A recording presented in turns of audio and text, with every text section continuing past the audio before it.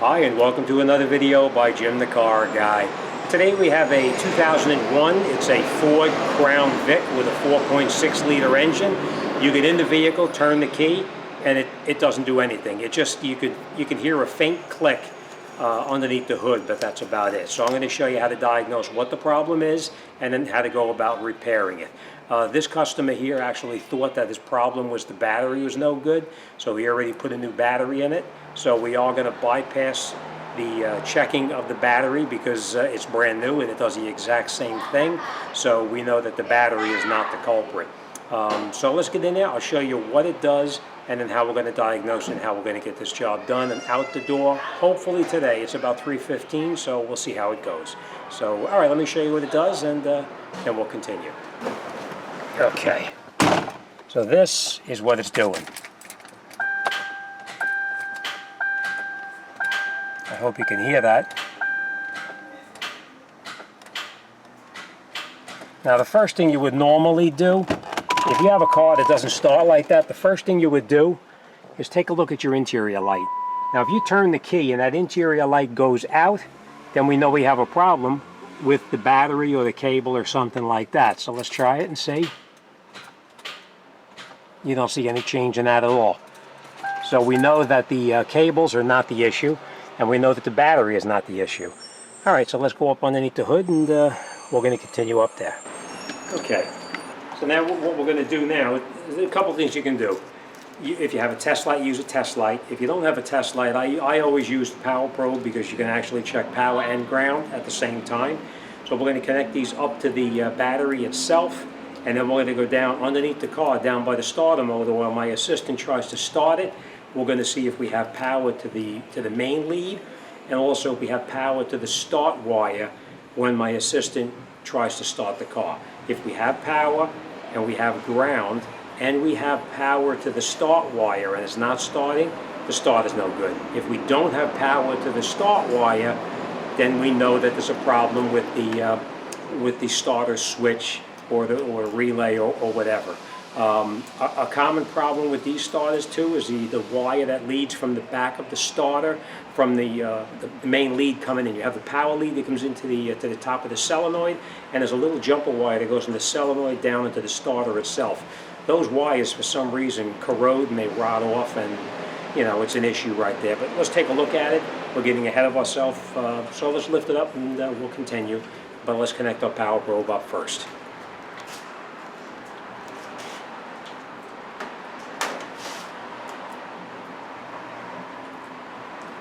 What's nice about power probe is they actually have a light in there too, so you can see a little bit.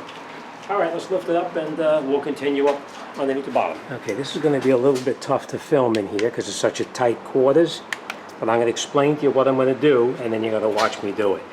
This lead here is the main lead coming down from the battery. We need to check to see if we have power at that lead right there. This lead here is the start side of the starter. That's like a little 8mm or 5/16. We have to check when the key is turned to the start position. We need to see if we have power to that wire right there. If we have power here, and we have power here in the start position, then we know that the starter is no good. So, all right, so that's what we're going to do now. What I'm going to do is this cover. This is actually the original starter in this car, so we're just going to get this cover off of here.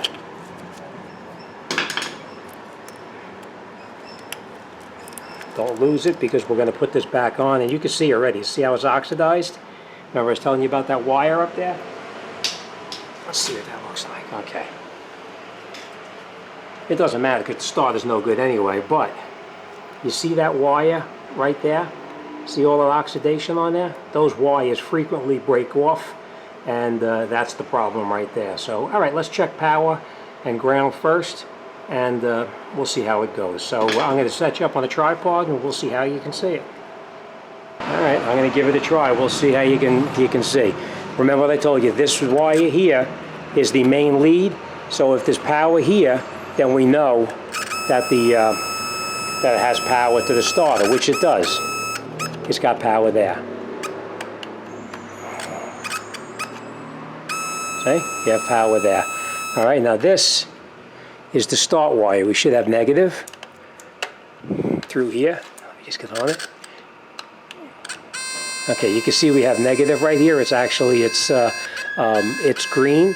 Green means that there's negative in there. And when it's energized and you try to start it, it should turn red, just like that. All right, so, okay, up there. All right, try it once.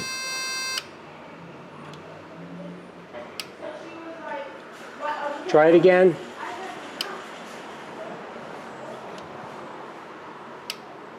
Okay. Okay, thank you. Turn the key off. Okay, as you can see, it has power and it has ground. This starter is no good. Once we take this out, I'll show you what I mean about that wire up there. It's going to be, it looks like it's actually burnt. See that? Oh yeah, it's broken. There it is. Yeah, it looks like it's broken anyway. See? Yeah. That's very common. This wire goes bad all the time. All right, well, we're going to take the starter out now. And the way we're going to take the starter out is, I don't know if you can see this, but there's a bolt here. It's a 10 millimeter here, up there, and then maybe one more 10 millimeter up on top. But before we do anything, we're going to lower this down, and we're going to disconnect the battery. And an example of what kind of tools you're going to need to complete the job. These we already used already to pop off the cable up on top. The negative cable is disconnected. We're going to use some ratcheting wrenches. It's either going to be 12 or 13 millimeters, the main lead. The small little wire is probably going to be 8 or 10 millimeter. We have a couple of 10 millimeter sockets and extensions, a couple of swivels, a swivel head ratchet, and of course I sprayed up everything really good with penetrating oil because you know it's a little bit oxidized underneath there. So, all right, let me just explain to you what I'm going to do, and then we're going to do it. It's going to be a little hard to film this, but you can see I sprayed it up already. I'm going to take out that bolt right there. I'm going to take out another bolt up on top right there, and I think there's a third one up on top as well that I may have to come in from in the front of the vehicle up this way here to get in there, but we'll see how it goes. We're going to disconnect that lead right there. That's either 12 or 13 millimeter, and this one right here. We're just going to push these out of the way. Now you can see these are a little bit rusty. If they break off, it's no big deal because they're going to be trash anyway. So, all right, let me get started, and I'll try to do the best I can so you can see. Okay, I don't know how you're going to be able to see this, but we'll see how it goes. All right, first thing we're going to do is going to take off that lead right there. That's the main power lead. Now remember, we have our battery is disconnected.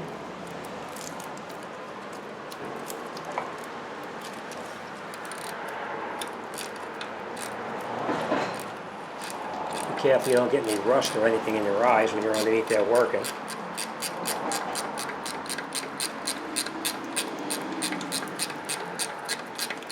Like I said, if they're going to break, don't worry about it. It's no big deal. If it breaks off, it'll be fine. Alright, I'm going to take our wire off. I'm just going to put that up out of the way for now. We're going to disconnect this wire right here. That's a 10 millimeter.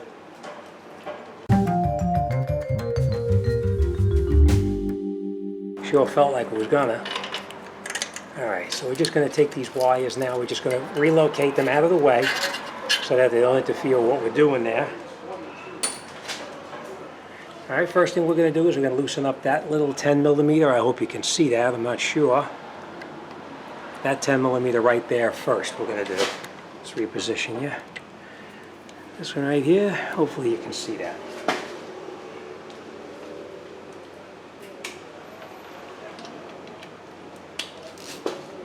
These are usually pretty oxidized. Okay. Alright, that's one.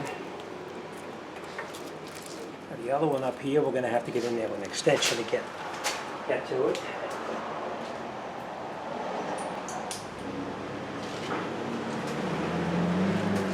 I don't know if you can see it.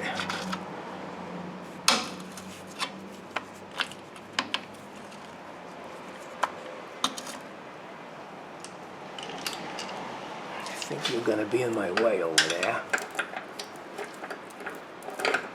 Yep, I'm going to have to move you.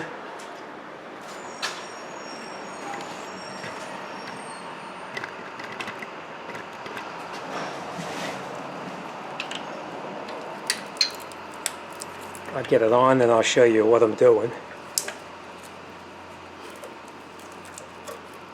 Okay. Remember those wires, we're just going to get them out of the way again. They have memory of their own. Alright, let's show you what I'm going to do here.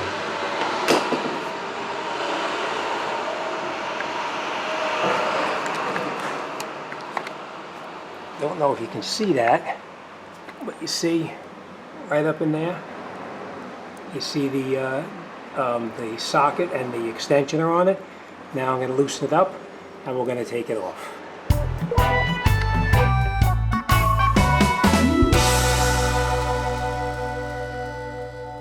I doubt you're going to be able to see this, but I just want to show it to you.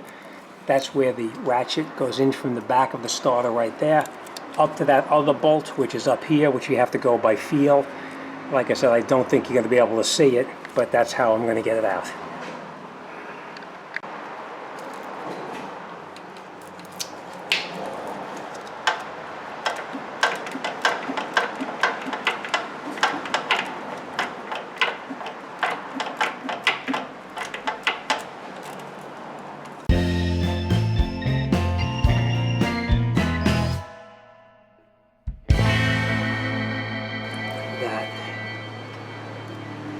That is the third bolt.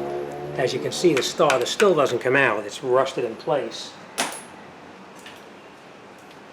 That's where this comes in handy, right here.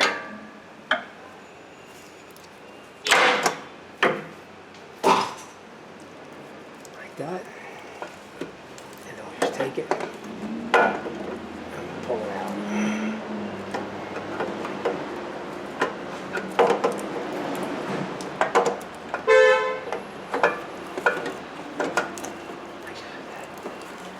Okay, that's our starter.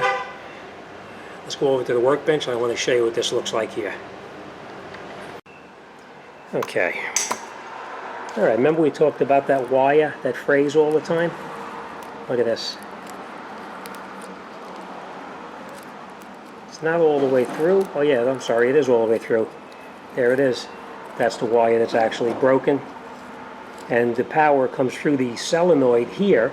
The start side energizes the solenoid to bring power down to here. Power comes through here, right there, and then down into the starter motor, and that's what happened to it. So, all right, let me make a phone call. We'll get the starter and we'll continue. Let's give it a call and place the starter order.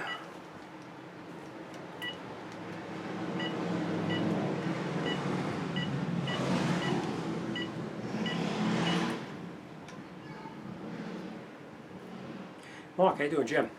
Hey, 2001 Grand, not Grand Marquis, it's actually, oh, Crown Vic, I'm sorry, I was thinking of the Mercury version. Crown Vic, 4.6 liter, I need a starter motor for it.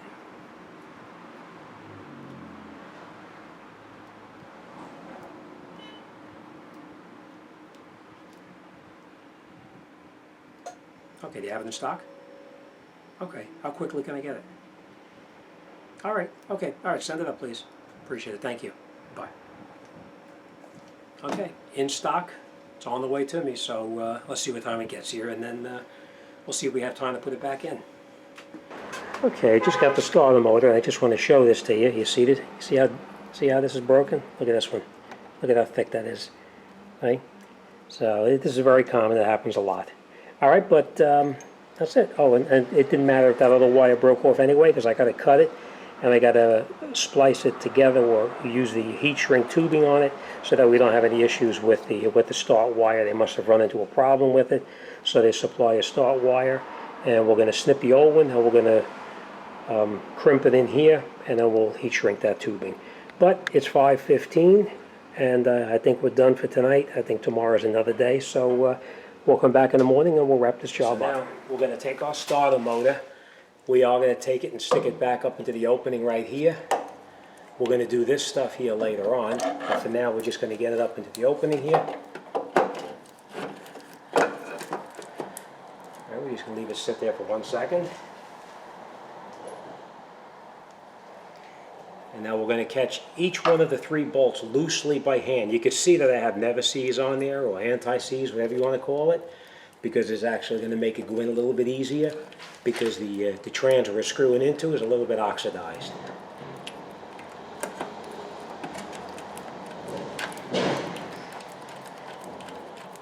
The main thing is you have to catch them loosely. You can't tighten them in tight yet. If you tighten them tight, then you're going to wind up with it being cocked slightly, and you're not going to be able to get it in properly. So we're going to catch all three.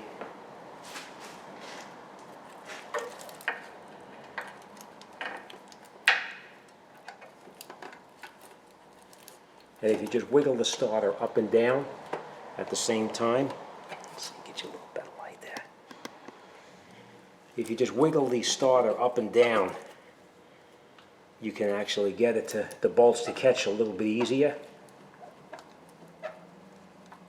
Right, now we have the two of them caught. Now the top one is going to be a little bit tighter, so we're going to be a little more careful with that one. That bolt up on the top, you can't see it. So now you're going to take your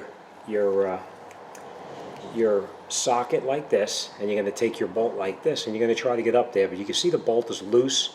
If you have a magnetic socket, great. If you don't, just take a small piece of paper like that, go over the top of the bolt, and then you put your bolt in like that, and you can see that bolt doesn't fall out.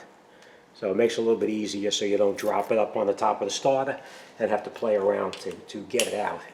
So we're going to put your left hand up to find where the hole is located, and then we're going to bring the bolt over and in and rock the starter.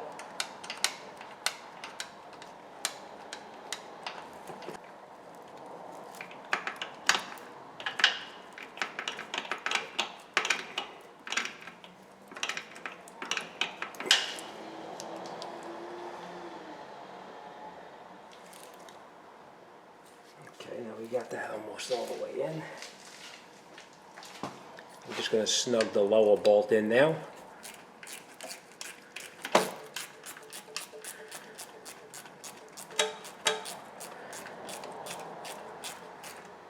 We will use a longer ratchet to tighten it up the rest of the way, of course. We're just going to snug them in now.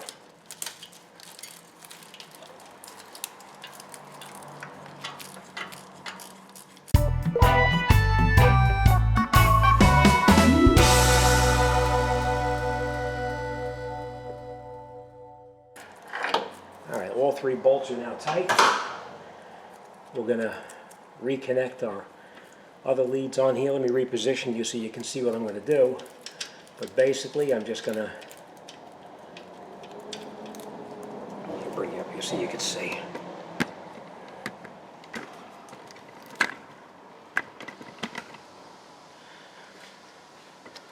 You see that there?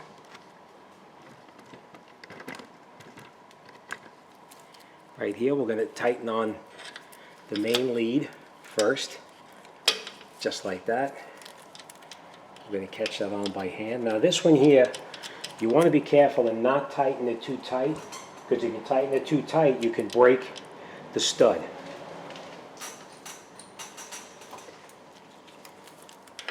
So we're just going to snug it down a little bit, and then just go a little bit more. And I was holding the wire up on my hand up here, just so it doesn't rotate. Let me see if I can. Okay, I just hold this wire right here while I tighten that bolt, just so it doesn't rotate. Now this, we are going to cut this and splice it together. So let me get my cutting pliers and we'll do that. Alright, so we are going to snip this end right here. Just like that. We're going to strip back our wires a little bit.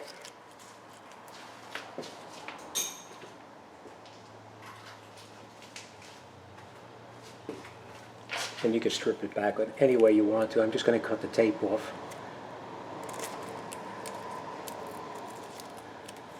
Like that.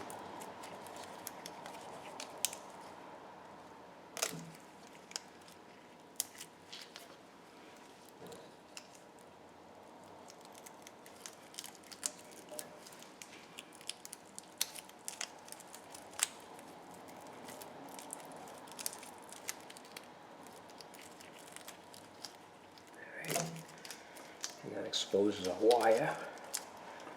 We are going to cut that rubber stuff off.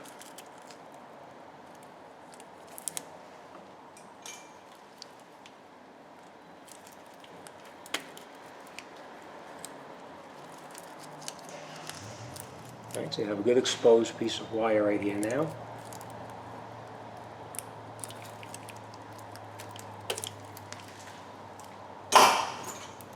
You're going to take it and twist it like that. Put it in here like this. Make sure it goes in all the way.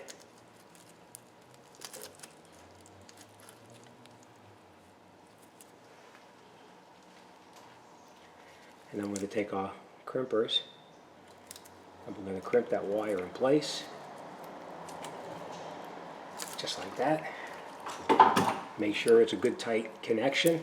And then we're going to get our heat gun. We're going to heat this up a little bit. Actually, you know what? I'm just going to use something else. I'm just going to heat this with a cigarette lighter versus using a heat gun. I'm in a hurry to get this done. It's now 7:30. And we open up at 7:30, so I want to get my doors open here. And you can see the heat shrink tubing shrinks down and causes a good seal on it, so that's it. Alright, so let's just go over what we did. And then we're going to open up. And then once we open up, we'll come back in and we'll put the battery back on and get it started. Okay, so we made sure that all three of our bolts here are tight. We connected on our main lead right here, and we made sure the main lead is not touching anywhere up inside here. This is our new start wire. It's crimped and heat shrink back together, and that's it. So let's lower it down, connect the battery up, and start it up. Okay, now that we got it back down on the ground, we're going to reconnect our battery cable.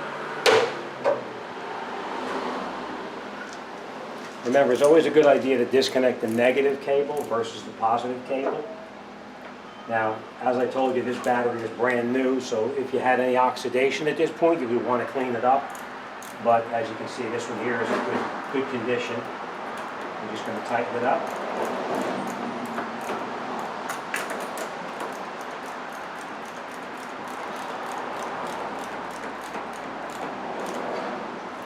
Okay. Now we did our job correctly. This should start right up. Let's fire it up.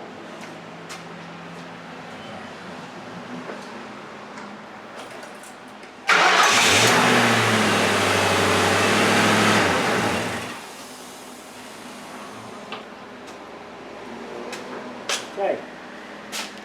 All right, come on up. Let's talk for a second. All right, so that's it. Let's turn this off as well. Okay. I love these lights. These things take a beating and beautiful. Made by OTC Spectrum lights. All right, that's it. You're all set. All right, this job is finished out the door, and it's not even 8 o'clock. It's about 7:45 right now. So this one's out, next one's in. So we'll see what today holds for us and what I can film. All right, remember, if you get in the car, you turn the key and you have nothing at all, no crank whatsoever, you want to definitely do a couple of things checking it before. This guy went and bought a battery. He probably paid $150 for a battery. That was nothing wrong with it.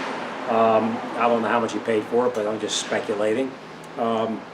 So before you change anything, check it out thoroughly first. Get yourself a test light, get yourself a power probe, get yourself a voltmeter, check the voltage on the battery first. And remember what I told you about the interior light? You turn the key on, you try to crank it, the interior light stays bright and it does not go dim. That means that you have a good connection on the battery, and you also have a fairly decent battery. And again, you'll check it with the voltmeter just to confirm that. If you turn the key and the interior light goes out or turns almost totally dead, if it's almost totally dead, your battery is probably no good, or you have an issue with the wiring by the battery itself, or a bad connection or whatever. You know, if that does happen, then you'll need to do a little more checking to see what's going on with that. And then just follow the procedure I showed you for diagnosing the starter with the test light or the power probe. And you will need an assistant to actually help you from the inside of the car to check right here, that start wire. Remember, if you have power here and you have power here when you turn the key to the on position to start it, then you know that the starter itself is no good. Sometimes when you have a bad starter, I don't have a hammer in front of me right here, but you can, sometimes when you have a bad starter, you can have someone hold the key in the car in the on position and tap the starter here lightly, and sometimes you can get it to start. In this case, you can tap it all you want. It's not going to make any difference. That positive lead right here was rotted right off, and that was the issue with this starter. Power here, but it would not transmit the power into the starter itself. All right, so that's it. Out the door and on to the next one. All right, as always, thanks for watching. See you on the next one.